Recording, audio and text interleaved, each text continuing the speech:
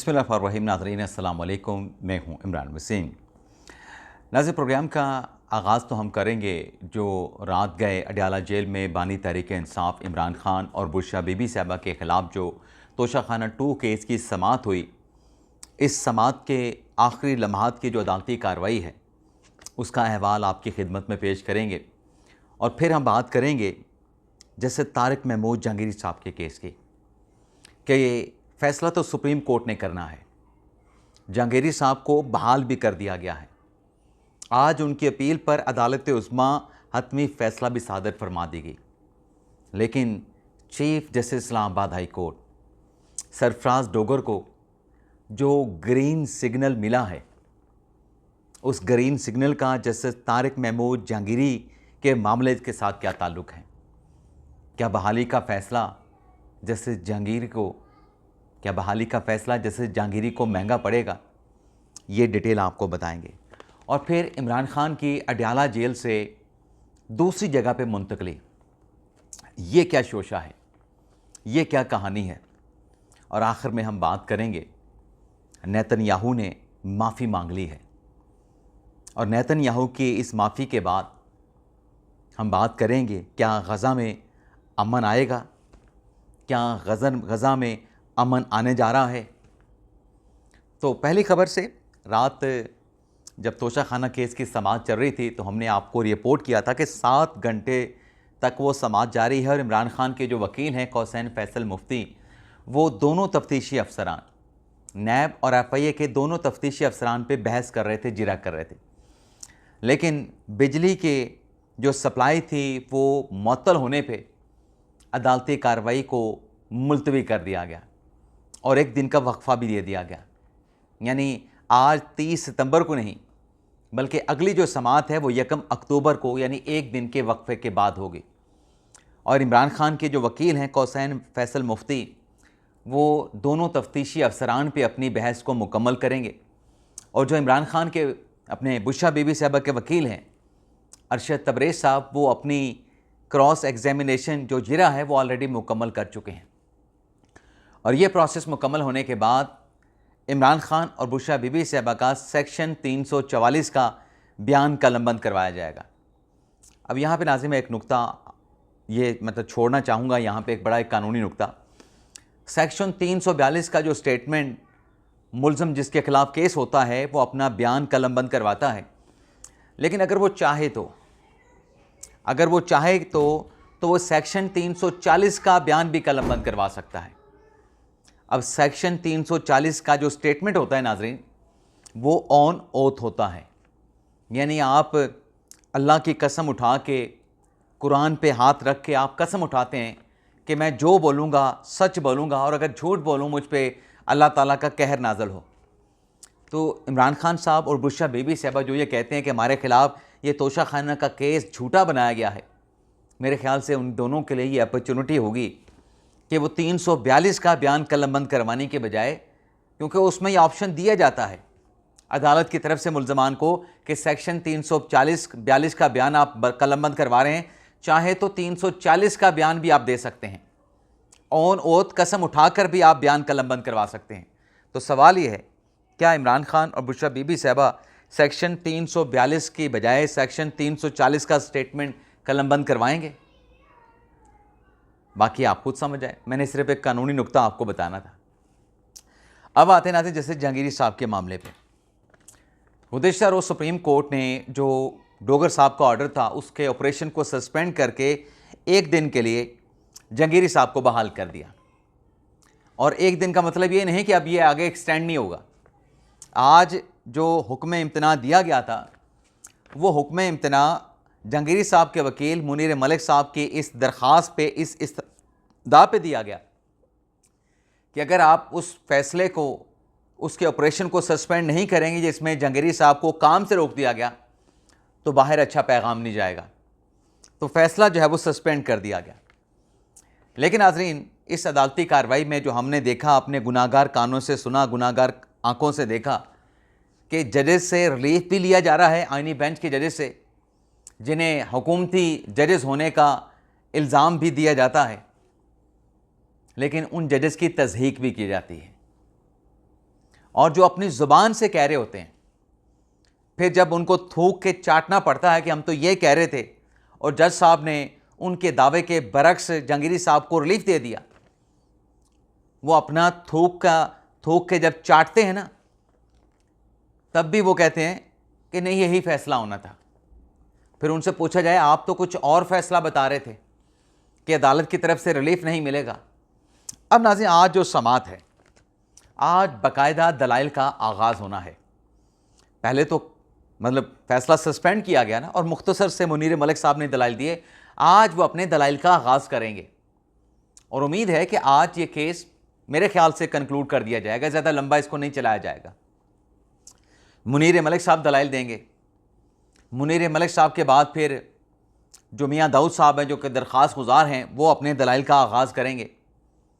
हो सकता है डोगर साहब के फैसले का दिफा करें, अपनी पटिशन का दिफा करें, लेकिन जो अहम नुक्ता उनके दलाइल में आ सकता है वो मुमकिन तौर पे ये होगा कि आप अगर जहांगीरी साहब को बहाल भी कर रहे हैं, जहांगीरी साहब को जुडिशल वर्क की इजाज़त भी दे रहे हैं, लेकिन कराची यूनिवर्सिटी ने जो जहांगीरी साहब हैं उनकी डिग्री को इनवैलिड करार दे दिया है।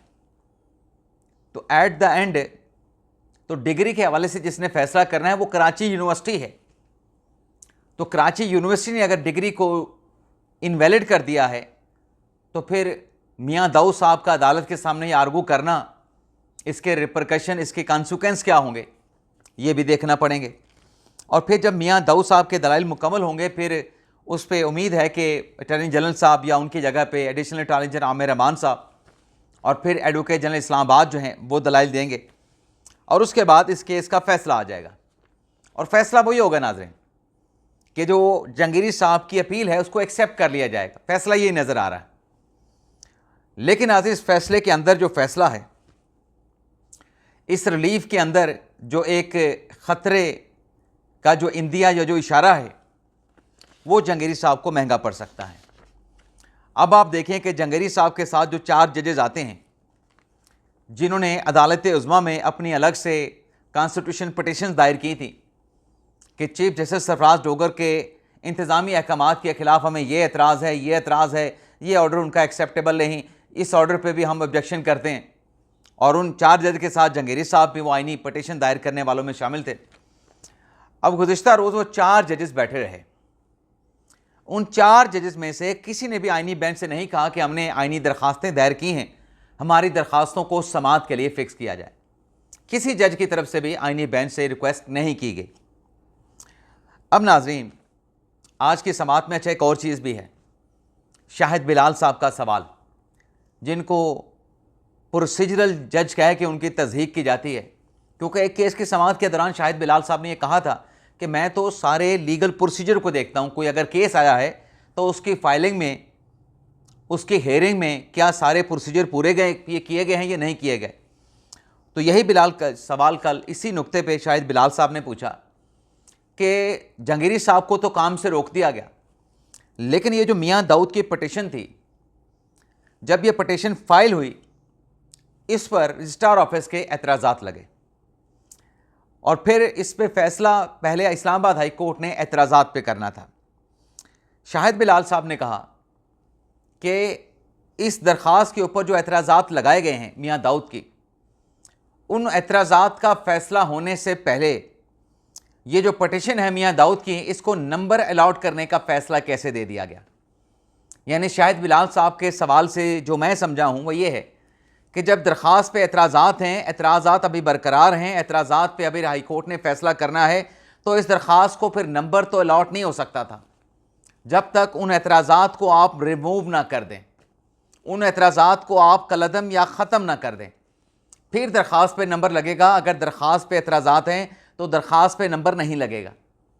तो इस पे भी अटॉर्नी जनरल ने, एडवोकेट जनरल इस्लामाबाद ने, मुनीर मलिक साहब, जहांगीरी साहब के वकील ने और मियाँ दाऊद ने अदालत को असिस्ट करना है।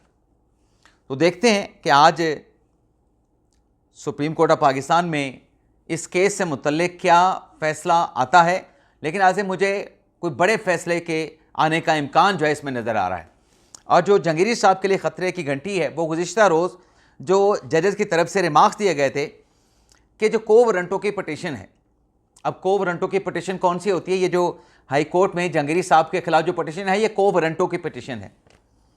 उसमें मुनीर मलिक साहब ने जो दलाइल दिए, जिस पर जज साहबान ने रिमार्क्स दिए कि मुनीर मलिक साहब, आप ये कह रहे हैं कि को वारंटो की पिटिशन हाई कोर्ट में मेंटेनेबल है, को वारंटो की पिटिशन हाई कोर्ट में काबिल समात है, लेकिन आपके दलील ये है कि को वारंटो की पिटिशन पे किसी जज को जुडिशल वर्क से नहीं रोका जा सकता।